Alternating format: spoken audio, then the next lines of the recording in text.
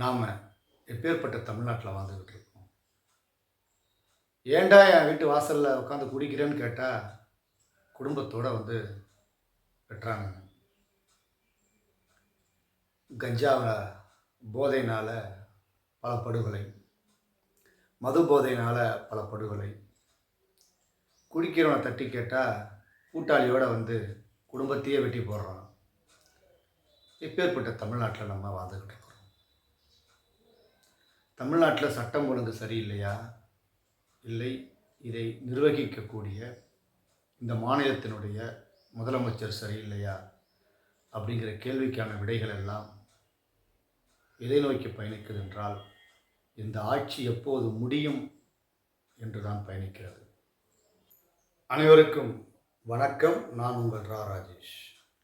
Hindu Tamil media சேனலுக்கு ஆதரவு தருகின்ற நல்ல உள்ளங்களுக்கு நன்றி. இந்த சேனலுக்கு தொடர்ந்து ஆதரவு தாருங்கள். உங்கள் ஆதரவுகளால் மட்டுமே இந்து தமிழ் மீடியா அடுத்த இலக்கை நோக்கி பயணிக்க ஏதுவாக இருக்கும். இன்றைக்கி நம்ம இந்த வீடியோவில் ஒரு முக்கியமான விஷயத்தை பற்றி தான் பேச இருக்கிறோம்.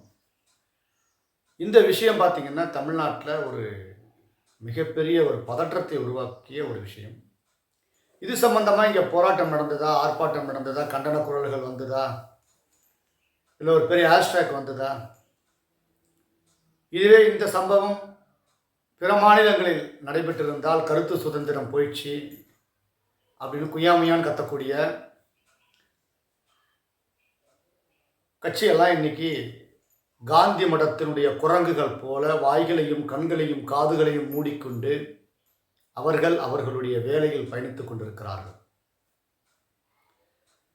திருப்பூர் பல்லடம் அருகே நியூஸ் 7 நிருபர் நேசப்பிரபு பயங்கரவாதிகளால், மர்ம நபர்களால் கொடூரமான முறையில் அவர் மீது கொலைவெறி தாக்குதல் நடத்தப்பட்டிருக்கிறது. அவருடைய கை மிகவும் சேதமடைந்திருக்கிறது. இந்த இடத்திலே மிகவும் ஆழமான வெட்டு அவருக்கு ஏற்பட்டிருக்கிறது. கிட்டத்தட்ட ஒரு 6 பேர் கொண்ட கும்பல்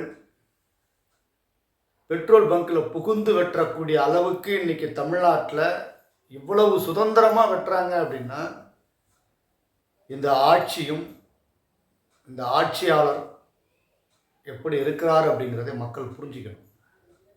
நம்ம ஏன் நேரடியாக முதலமைச்சரை குற்றம் சொல்கிறோம் அப்படின்னா, தமிழ்நாட்டில் ஏற்படக்கூடிய பிரச்சனைகளுக்கு முதல் பொறுப்பாளி முதலமைச்சர் தான், அந்த மாநிலத்தினுடைய முதலமைச்சர் தான். அதனால தான் நம்ம அவரை குற்றம் சொல்கிறோம்.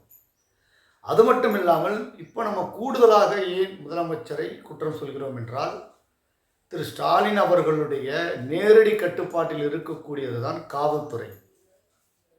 அந்த காவல்துறை இந்த நேசமணி பிரபு விஷயத்தில் மிகவும் அலட்சியமாக செயல்பட்டதன் காரணமாகத்தான் இவருக்கு இந்த நிலைமை ஏற்பட்டிருக்கிறது. கிட்டத்தட்ட அவர் தன்னுடைய உயிரை காப்பாற்றிக் கொள்வதற்காக 4 முறை காவல் நிலையத்திற்கு ஃபோன் பண்ணுறாரு, அவசர உதவி 100க்கு ஃபோன் பண்ணுறாரு. அங்கேருந்து 100லேருந்து ஸ்டேஷனுக்கு லைன் மாற்றி கொடுக்குறாங்க. உடனே அங்கேருந்து அவருக்கு ஃபோன் வருது.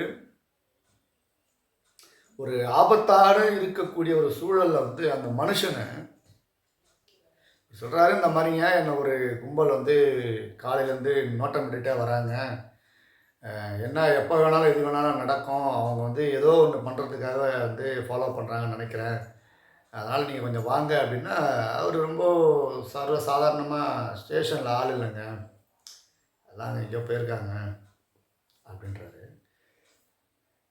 ரெண்டாவது அவங்களுடைய தோட்டத்துக்கே வந்துட்டதா அவர் மறுபடியும் ஃபோன் பண்ணி, வந்துட்டானுங்க தோட்டத்துக்கே வந்துட்டானுங்க, பிளாக் கலர் பைக்கு யமகா வண்டி வந்துட்டானுங்க, எல்லாம் நிற்கிறானுங்க, லைட்டெல்லாம் அடித்து காட்டுறானுங்க, எல்லா வண்டியிலும் பார்த்தீங்கன்னா ஒயிட் பல்பு தான் அப்படின்ற மாதிரி எல்லாம் தகவலும் அவர் சொல்கிறாரு.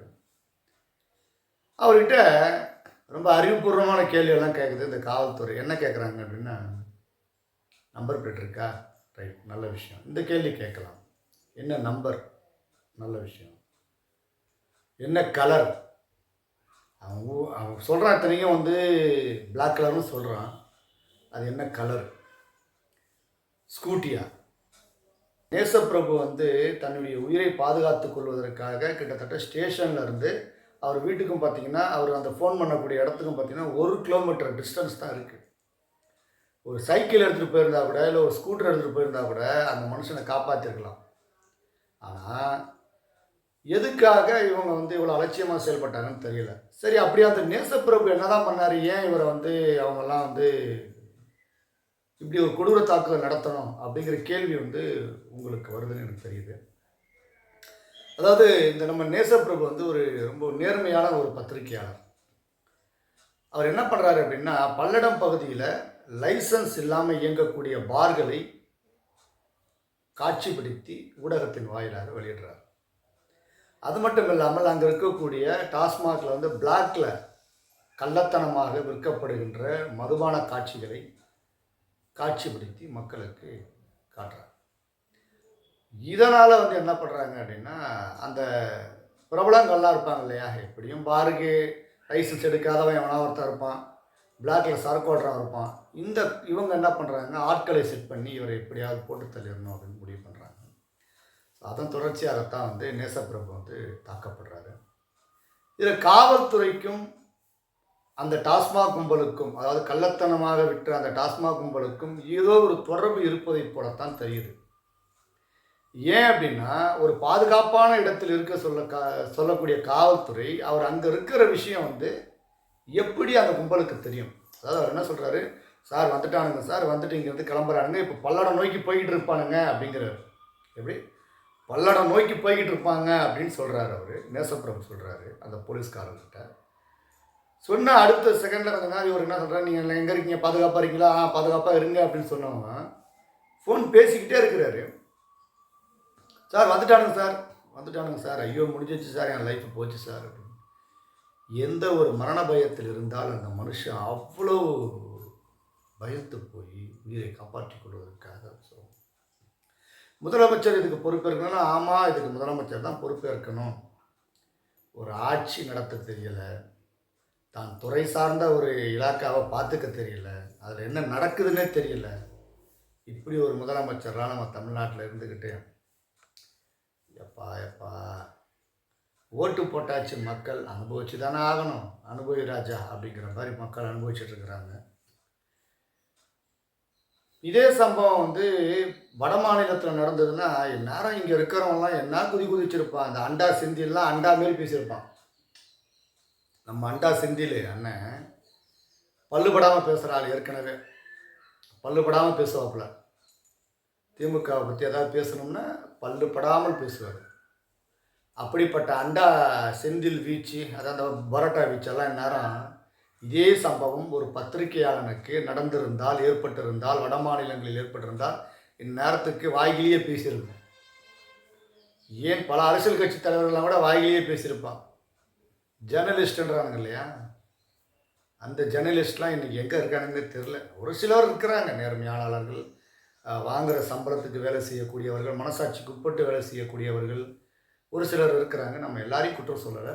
ஆனால் ஒரு சிலர்லாம் பார்த்திங்கன்னா இந்த சொம்படிக்கிற கூட கருத்து சுதந்திரத்தை காப்பக்கூடியவர்கள்லாம் எங்கே இருக்கிறானே தெரில. நாம் எப்பேற்பட்ட தமிழ்நாட்டில் வாழ்ந்துக்கிட்டு இருக்கோம். ஏன்டா என் வீட்டு வாசலில் உட்காந்து குடிக்கிறேன்னு கேட்டால் குடும்பத்தோடு வந்து வெட்டுறாங்க. கஞ்சாவில் போதையினால் பல படுகொலை, மது போதையினால் பல படுகொலை, குடிக்கிறவனை தட்டி கேட்டால் கூட்டாளியோடு வந்து குடும்பத்தையே வெட்டி போடுறான். இப்பேற்பட்ட தமிழ்நாட்டில் நம்ம வாழ்ந்துக்கிட்டு இருக்கிறோம். தமிழ்நாட்டில் சட்டம் ஒழுங்கு சரியில்லையா, இல்லை இதை நிர்வகிக்கக்கூடிய இந்த மாநிலத்தினுடைய முதலமைச்சர் சரியில்லையா அப்படிங்கிற கேள்விக்கான விடைகள் எல்லாம் எதை நோக்கி பயணிக்குது என்றால், இந்த ஆட்சி எப்போது முடியும் என்று தான் பயணிக்கிறது. மீண்டும் உங்களை அடுத்த வீடியோவில் சந்திக்கிறேன். நன்றி, வணக்கம்.